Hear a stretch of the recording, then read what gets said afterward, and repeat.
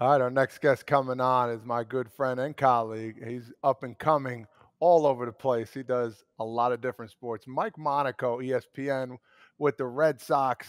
I mean, I can keep going, Mike. You want to keep going, brother? Yeah, what else you got on the resume? Hard to say, Todd, how I could add to that just glowing intro. I certainly don't have you beat in terms of setting or backdrop. Yes, I'm doing this from my car. And talk to me about your microphone, man. That's pretty big league right there. Hey, this is what happens when you're big time like me. You got to get the best mics possible. So I give our producers of them credit, man. So let me ask you this: how you doing first and foremost? Talk to us about where you're at right now, what you're doing. Let the people know. Like you're all over the place, man. You're all over the map. I love watching and love listening to you. So what is on next on the agenda for you? Spring training, hopefully coming up. Yeah. Thanks, man. I appreciate that. Yeah, so for anyone who doesn't know, I'm a broadcaster with ESPN and then do some fill-in work with the Red Sox on Nesson as well. So right now, in the thick of a bunch of different sports, college basketball and NHL for the most part. But now that we've hit February, I mean, you guys live and breathe this stuff, and I do too, but now really starting to get excited for baseball. And at ESPN, fortunate to cover baseball as high as the major leagues. You and I were doing the wild card round together. You had to slum it with me down in St. Pete. But college baseball, Little League World Series, it's a ton of fun. So right now, getting ready for some college hoops this weekend down in Louisville. Had a game at Boston College earlier this week, and then next week going to Vegas for NHL.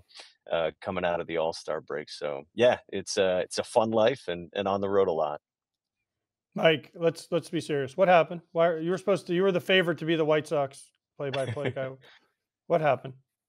I'm sorry if I disappointed you, AJ, of all people. But no, the White Sox, man, they treated me well. I had the opportunity to fill in there in 2021 and in 2023 for a few games as well for the great Jason Benetti. And He's yeah, a just traitor. We don't talk about him. We don't. He's No, a traitor. come We on. don't talk Jason's about him. good He's people. out. We He's out. love Jason. He's out. He's out. I like that. I'm going to give him a hard time for that as well. But no, just I'm excited about John Triffin. I think he's an awesome announcer, a ton of energy and versatility, and has already had a great career. And I think a huge upside to him. But yeah, the White Sox. I mean, what I will say about them is just amazing people and have treated me really, really well in the times I've dealt with them. Okay, so John took over. He did slam ball. So what's the best thing you've done? Log. I saw you did log rolling once. So I mean, is there anything that can beat slam ball? I've done boxing, which I would love to see Todd get involved with some of that. Oh my God. Fencing, gymnastics. Those are probably some of the tougher sports that I've done before. But I don't know if that's as cool as slam ball. Like I remember growing up watching slam ball. What was it on Spike? Like that to when you're growing up as a kid watching that, like it looks like the coolest thing ever and something that you want to have in your backyard. But no, I don't have anything like super eccentric. At ESPN, I think it's like once a year we do, the Ocho, and they do a bunch of random stuff like that, like electricians stuff is somehow turned into a sport. I think I got to diversify the portfolio a little bit and get something totally zany.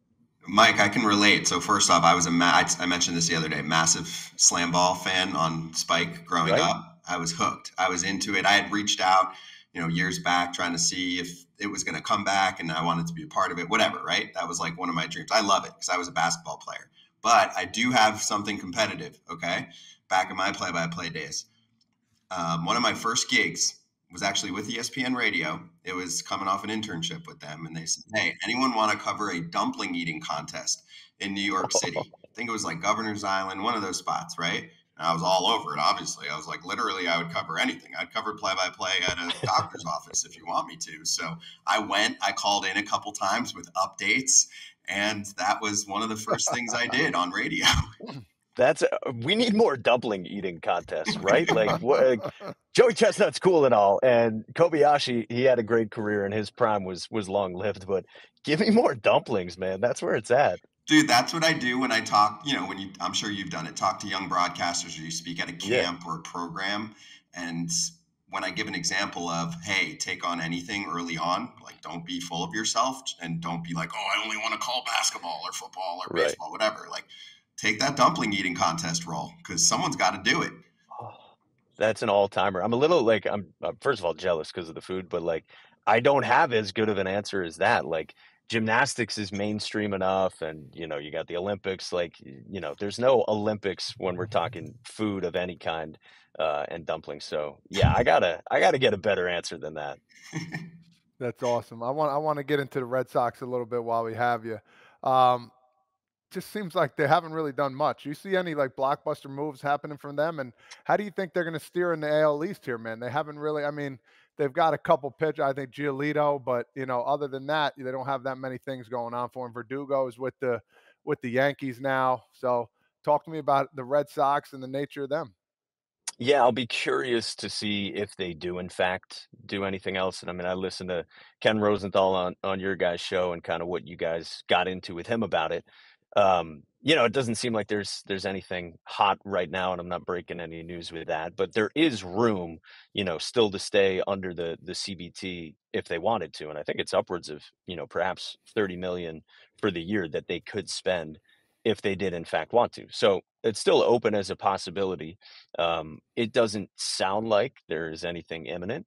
Um, and there's a lot to like about the core in the future, certainly, but those top end prospects are a year or multiple years away, it would seem. Now that being said, there are a lot of pieces that I like individually on the team. I'm excited to see another year of an old teammate of yours, Todd, in Tristan Casas, from Yeah. playing with Team USA. Like, I'm excited to see what another year looks like for him. He has been through a full major league season before. A guy like Von Grissom, getting a chance, obviously was blocked in Atlanta, gets a chance. I'm excited about his bat. Um, things like that I think they could outperform some of, what the projections are, at least publicly for them. And it wouldn't be surprising to me to see them put together, maybe a better year than some of the projections. But like you said, I mean, the division is what the division is. Like, I remember talking to Red Sox front office people in the past, and they're saying, we fully recognize that we are in the toughest division in sports, not just in baseball. Like, that is the way it is in the AL East. And in the last year, with what's happened with the Orioles, it's only gotten more challenging. That's just life in the AL East. So I think, yeah, going to be a tall task to find your footing for any of the five teams in that division. That's the problem, Mike, is that if they were in, say the AL Central, last year they would have been competing for a division title, and this year it would be the same case. The expectations are going to be significantly higher when you're in the AL East. They win like 82 games, but like, okay, they were like a 500-ish team, and you're like, oh, they were in last because of what they're dealing with. So my question for you is about the pitching, because I actually am fine with the lineup for the most part. They probably exceeded most people's expectations last year, and I think it'll be an even better looking lineup this coming season. I also really like Tyler O'Neill, the upside there of the acquisition. On the pitching side, because you got to watch them on a daily basis there, where is the hope in your mind that the pitching will be better, aside from just saying, oh, Breslow and Bailey are there? Because to me, that's more of a long-term play. But it's really Sale gone, Giolito added, not much else. They might even still trade Kenley Jansen. So can you paint a picture where you say, if everything works out right, this is why they competed for a wild card spot? First of all, obviously a fan of the program. So on the Tyler O'Neill front, can we talk about his dad being 5'11", 250, 255, and body All fat muscle. at 5%? Like, that is insane and stopped me dead in my tracks when I heard that. But yeah, pitching wise, I think the best case scenario, to your question, Scott, of how it all breaks properly, because yeah, like, you subtracted Sale, you added Giolito, and a bounce back season is certainly conceivable for him, especially from the second half and what he dealt with personally in the second half of the season. But I think you're hoping that Josh Winkowski takes a step. You're hoping that Tanner Houck takes a step. You're hoping for health first and foremost for Garrett Whitlock. And it's going to be really interesting to see role for all three of those guys, who all three of them have been in different roles in their time. And there's been a lot of discourse, certainly as it relates just to Garrett Whitlock, on what the best role is for him. But if you are stretching all three guys out, and if you do get length from them, that'll be, one avenue for how things could outperform, what it looks like right now, and obviously what last year was in terms of pitching. The other thing I would say, if you did like a blind resume test, I've had people in the Red Sox front office say this to me with Cutter Crawford. he might not have the same name value as other pitchers with similar experience in their major league career, but his numbers are pretty impressive. And then the raw stuff has always been, pretty sexy, like the fastball carry, the breaking ball. He has a really full arsenal of pitch mix.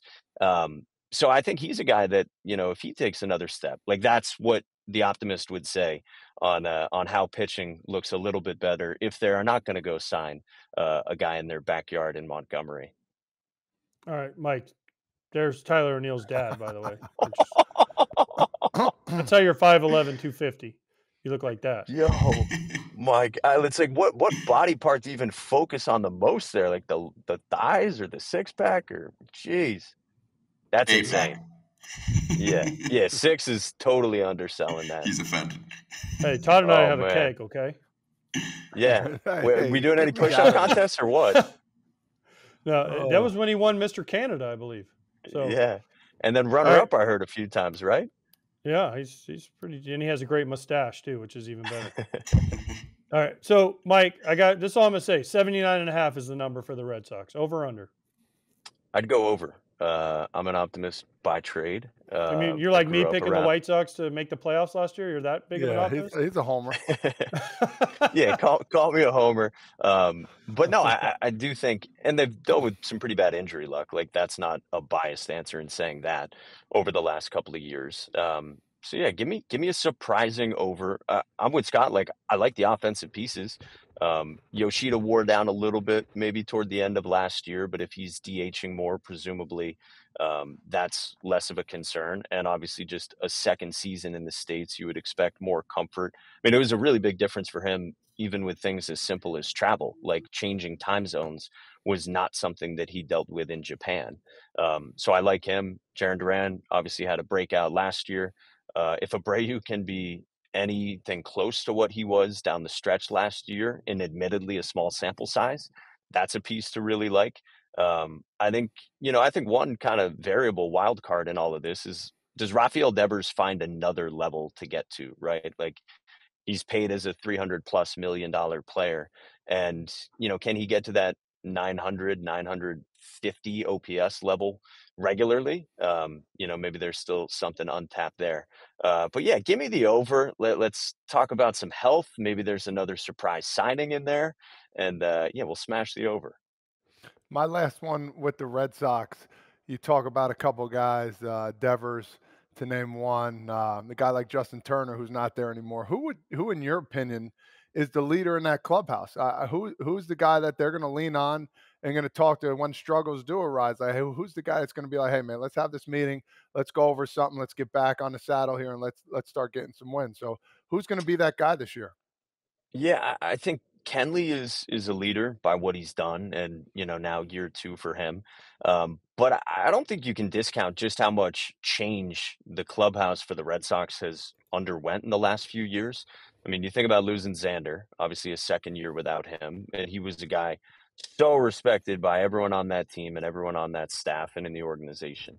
And then Kike, like Kike was at the crux of just the personality of that team. And then Turner, in very short order, to your point, Todd, like talking to his teammates about the way he was and what they learned from him last year never ceased to amaze me. Like I remember talking with Rob Refsnyder about it. I don't know if you could have made more of an impact, not in terms of on-field results, in 1 year in a market like that in a bigger way than what Justin Turner did. So I think it's a little bit TBD in terms of, where the leadership comes from and just who assumes that mantle of kind of being the alpha in the clubhouse. Mike, what's the pulse of fans right now? Obviously, the full throttle comment pissed people off because they have not been full throttle and they've backtracked on that statement. But what do you think's the number one complaint right now, just overall from Red Sox fans? And hey, let's be real, the expectations are high. I'm always good with that. It's just like you have to be careful with a fan base because if you tell them something and then you don't go that way, especially in Boston, they're going to hold you to it. And there's probably going to be, I don't know, 10,000 full throttle shirts for opening day. Yeah. I mean, it's definitely frustration, and for probably the most ardent fans, it's something stronger than that, right? Like they have wanted to see spending, for a few cycles now in terms of off seasons and even in season moves. I think what's a little bit different right now is that the comments that were made after the full throttle comments, about where payroll probably or possibly might be this year, that was something that wasn't really said publicly in the past. So in some ways, it is more in line with delivering a message to a fan base. But I think there is still, like any fan base, like you want the best players, you want the best moves that the hot stove gets talking, and you want to be active, right? Like especially when you hear about Jordan Montgomery being right here all off season with his connections with his wife. You get excited about that. And Yamamoto, like people wanted him as much as any recent free agent that Red Sox fans were excited about that I can remember. So yeah, it's frustration and a desire to spend. I think if I were to say what the pulse of the fans is, doesn't mean that they're not going to make a move still. Doesn't mean that they can't have a great season, but that's kind of the lay of the land, I would say. I like it. Okay, so got a broadcaster question for you because I'm sure you're friends with Kevin Brown, Orioles play-by-play, right? I mean, Yes. very nice dude in the industry. You guys have probably had some times where you've seen each other or hung out, whatever it is, right? So we all remember last year, and I think all broadcasters kind of banded together last year when the suspension went down from Masson. So is this a great day in broadcaster history because Masson is actually being sold? That means John Angelos is no longer going to be president of that company. And, I mean, it's tough enough to call a game, okay? And to deliver the way that you want to fans. And yes, you have to speak in a certain way when you're representing a team. But when you can't even say something as simple as the Rays took it to the Orioles for a few years, just a fact, it's got to get in your head. I mean, I know if I was broadcasting and I got to that level, like, sure, I worked for the league. I had to do all kinds of things and you had to talk differently. But if I then thought, wait, can I even say that a team struggled against another team? That would screw with my head beyond belief. I'd probably lose my shit and have, a verbal issue or whatever. This is probably where I am now for a reason. But anyway, do you think this is a great day in broadcasting history? Because that was one of the more poisonous situations in baseball broadcasting. I'll say this, I'm not here to dance on anyone's grave, but I will say that when it happened, I, like many other people, reached out to Kevin, who, yeah, is a friend of mine. We were in AAA together at the same time, calling games, to voice your support for him. And yeah, I think everyone knows by now, like he was trying to frame it in a positive light as well for how the Orioles were doing compared to recent series history and something that was in the game notes and that he said. Um, what I'll say about Kevin is, yeah, he is one of the most talented broadcasters that we have, I think, in all of Major League Baseball, and he's incredibly versatile at other sports as well. Someone that I look up to, and have for a while. So Orioles fans, I think it's the perfect combination of how good your team is with how entertaining your broadcast booth is at the same time, because him and Big Ben talking about song lyrics last year still makes me laugh, and something I check in on, like, maybe once every couple of months for a laugh, where Kevin has to teach Ben on the Bayou some music. And then you throw in Jim Palmer as well, and you get a really good three member booth when they're all together. So yeah, Kevin's one of the really good ones. I want to ask you this. You've been doing it for some time now, hosting, broadcasting, top analyst, whatever you call it. I want to ask you, out of all the things you've done so far, can you name like your favorite call that you've ever done before? And whether it's basketball, baseball, do you have like one time where it's like, oh, I'll remember that for the rest of my life? That was such a cool moment. Is it us in Williamsport with No, a Curacao go-ahead home run? Dude, it's funny that you bring that up. I think I have something along those lines. If we can show something. I was hoping you'd say that. We don't know. 3-2 in the air, center field. Contreras to the wall. Gone. Curacao leads. I do not believe it. Actually, I do. Holy cow! This game, every game we've done, there's been crazier things. Absolutely unbelievable. That would have to be your greatest call ever, I would assume, right?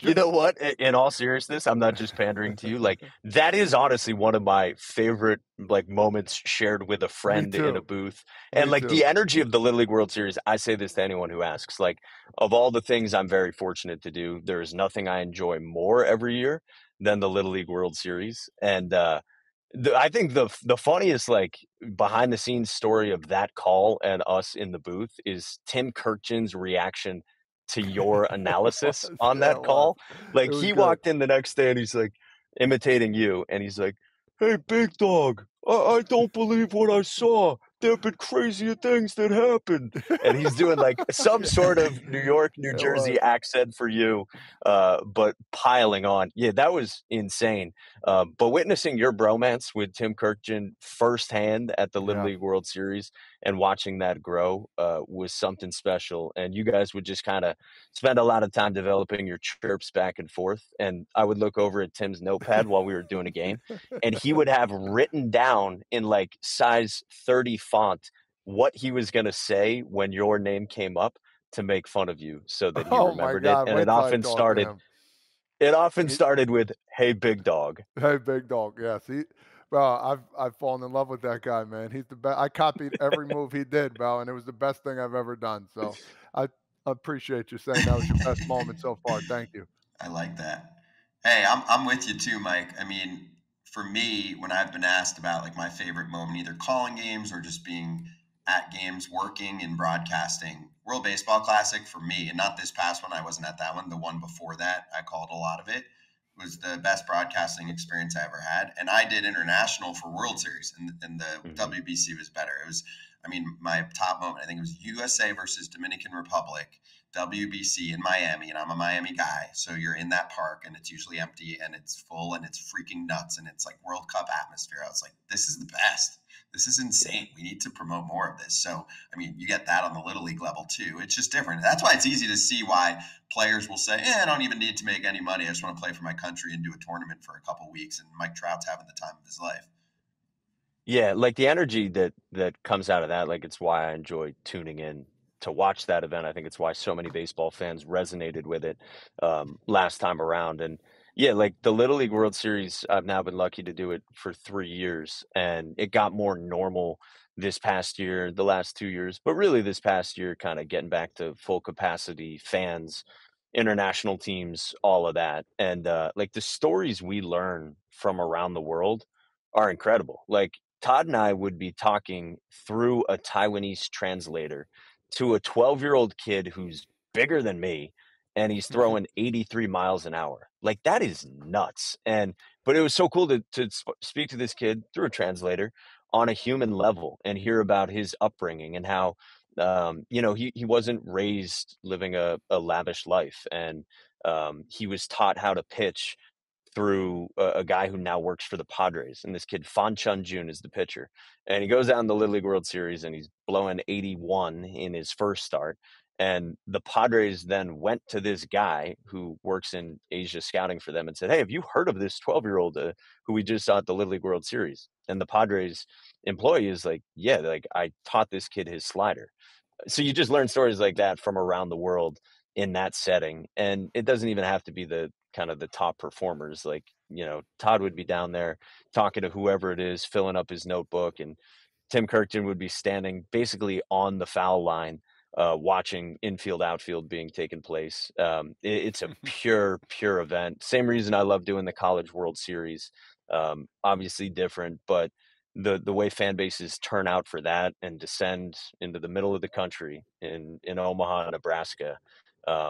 Same reason. Like, it's a purity. It's why we all fell in love with this sport. And not to sound too hokey, but like that's the good stuff. And I think you really appreciate it more when you've been around it at the major league level and at the highest level, and kind of take a step back and just remember about the game in general. All right, Mike, you said your greatest call was with Todd, but you know what could have been your greatest call? A Friday night Ooh. Cubs White Sox, walk-off homer by Eloy Jimenez. You're just like, the White Sox beat the Cubs. Oh my gosh. And you throw it to Steve Stone is over there like the Stone Pony. He's like, that was a loopy breaking ball that he always says. You could have been like, yes, go White Sox for like the next 30 years. But nope, you enjoy the Little League World Series. I would have absolutely loved doing that. I really would have.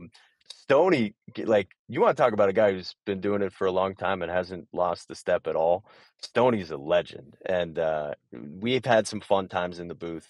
The first year I filled in with him, it was like my third game working with him. My first home game though, at Guaranteed Rate Field, and I'm all excited. And I've done major league games before, but this happened out of the blue. Benetti got COVID. They asked me to fill in. Show up to the ballpark, and I realized, oh shit, I forgot my belt. And so I had to call Stoney and be like, hey man, like, I know you don't really know me. This is crazy, but like, have you left home yet? Do you happen to have an extra belt? And sure enough, he brought one, like any good teammate in the broadcast booth. But yeah, he let me hear that for a while. We have dodged foul balls together in the broadcast booth, which is always entertaining. He literally almost got decapitated by a comebacker that was foul, back to the booth, that was foul in like August this year, and it smoked the monitor behind him. So I've had many good times with Steve Stone, and he is literally one of the best to have done it and is still doing it. You might not take this advice, but if you wear really tight pants, you don't have to wear a belt. It's been my thing lately. I don't know if that means anything to you. These guys, I'm sure, will have a field day with the advice. Oh my gosh. You got to untuck in that case, right? Yeah. I'm not a tuck-in guy with basically Okay. any kind of shirts these days. But Really? the tight pants, I'm not Scooter, Walker Bueller status, I see you but as a tuck-in. you see me as a tuck-in? No. Yeah, anything. I see you in anything, to be honest. You can do both. I can pull it off. I appreciate that, but I'm not the prep boy kind of thing. It's more of it's the tight pants, the tight shirt, just like you guys like to make fun of me for. But I do have one more. Lululemon, listen, Lululemon now makes some pants with elastic waist that look just like their ABC pants. They are the greatest thing ever. So we'll do a game in. Listen, I mean, I don't know what they do in Red Sox Nation, but when we do Fox games, you never see from like here down. So listen, I've done games in shorts. I've done games in flip flops. Adam Amin, I love him, does games in jeans all the time. It is the only thing we've ever gotten in trouble for was one time we did a game without a tie, and before we got through the open, everyone's phone was ringing. Who said they could do the game without a tie on? Who said they could do it? And it was like, oh, sorry, oops. But other than that, I mean, you can wear whatever you want below the waist. I'll give you a quick story because Mike will probably appreciate this because, Mike, as you can tell, I've been dying to not wear suits for a long time. And so I was calling like the Facebook and YouTube games and all that. And we had quick combos and got rid of all that. Yeah. So we were dressing casual. But also back in my MLB Network days, it was like 2 or 3 years ago. They always talk about wanting to be younger at MLB as a league in general, right? So I brought up in our like town hall meeting before the season started. I was like, do we have to wear ties for everything all the time? And you bring that up to your bosses in front of everyone else, and they're like, I guess not. So then some of the shows started ditching ties. So, I made many new friends, at least temporarily. Some of the older broadcasters like brought it back and were arguing that we should wear ties, but I at least was trying to lead the charge there. Cause I'm like, yo, it's sports. Do we have to wear ties all the time? Yeah, when I first filled in on Red Sox games in 2019, it was suit and tie, like the whole deal. And at the time, like the full-time announcers, not me, Dave O'Brien, Jerry Remy, rest in peace, Dennis Eckersley, like they had a suit deal with this local, outfitter, Joseph Abboud, who made really nice suits for them at the start of every year. So I was kind of, pumped for that. I thought, hey, even though I'm doing a small number of games filling in for OB, maybe I'll, weasel my way into a nice custom suit. And of course, they ended with that right around the same time and with COVID and all. So now we do polo shirts a lot with Red Sox stuff, and for a lot of our ESPN games too. Like it's just a polo. And we have a lot of them in Williamsport at the Little League World Series. So we're always trying to color coordinate, what the proper color, so we're all looking the same. But AJ, just back to Adam Amin, he's one of my biggest mentors and is obviously an incredible announcer. He's got the cardigan look down. I don't know if that's what it was when he went no tie. That is something I definitely cannot pull off. I'm trying to venture when I do NHL games into the turtleneck under like a blazer. So that's kind of as crazy as I'll get. But I've never been confused. First of all, did you say Adam Amin is your mentor? Or you're surely not younger than Adam? Yes, he is. I'm younger than Adam, and he's very young. So he was calling ESPNU Notre Dame softball when I was a student at Notre Dame, and he would let me come stand behind him in the broadcast booth of this, pretty tiny college broadcast booth. Like, it was a college softball stadium and really nice, but like it's not some massive press box with a ton of space that's used to having national TV. And I would just be looking over his shoulder, like asking him why something was highlighted in yellow or orange. So yeah, he's been a really good mentor and resource to me. Yeah, AJ, Wow. there's a differential there. My guess is Adam is 37, and my guess is Mike is 28. I appreciate anyone who guesses under my age now. I am 30. I am washed up. I'm a bag of bones, as last year's men's league pickup basketball reminded me. Yeah, I would say that's accurate. I don't know exactly how old Adam is, but I think of him as I think he's about a 37. broadcasting generation older. You know what he Yeah. pulls off now? He pulls off the cardigan with the tie. Ooh. So he Yeah. goes cardigan. Watch him on an NFL game. He'll go cardigan, sweater, and then he'll pull the tie off. And I'm just like, and so like he also what he also does great. So like if we do a game in Minnesota, he'll wear a Prince t-shirt, right?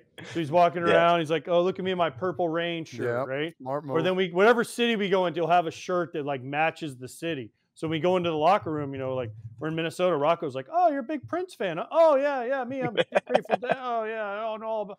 Like he does it in every city, so every manager's like, "Oh, look at you. You know about so and so," and it's just like he pulls it off perfectly all the time. And then just gets like dressed into whatever he's actually wearing, like in the booth right before the open, or what? Yeah, so we do it a little different at Fox and maybe at ESPN. We wear like a golf shirt or whatever you want before when you do the meetings, and then 10 minutes before we're about to do like rehearsal. Everybody hurry up and get dressed. So everyone's scrambling, throwing on their tie real quick, and then they're like, okay, we're on in 2 minutes, and everyone's like literally, what was my makeup? How's my tie? Okay, let's go, Yeah. boys. All right, let's go.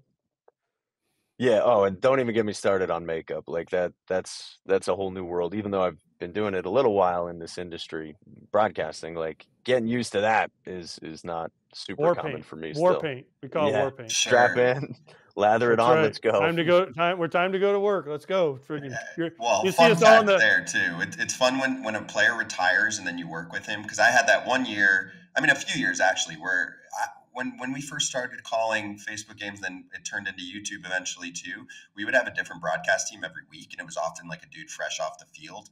And when they learned about makeup, you'd often get like the "I don't want it," and they're like, "That's cool, but like you're just gonna look terrible because it's just going to shine off your face." They're like, "It's just what we do." So it's fun to see like the macho, like, "Oh, I don't wear makeup.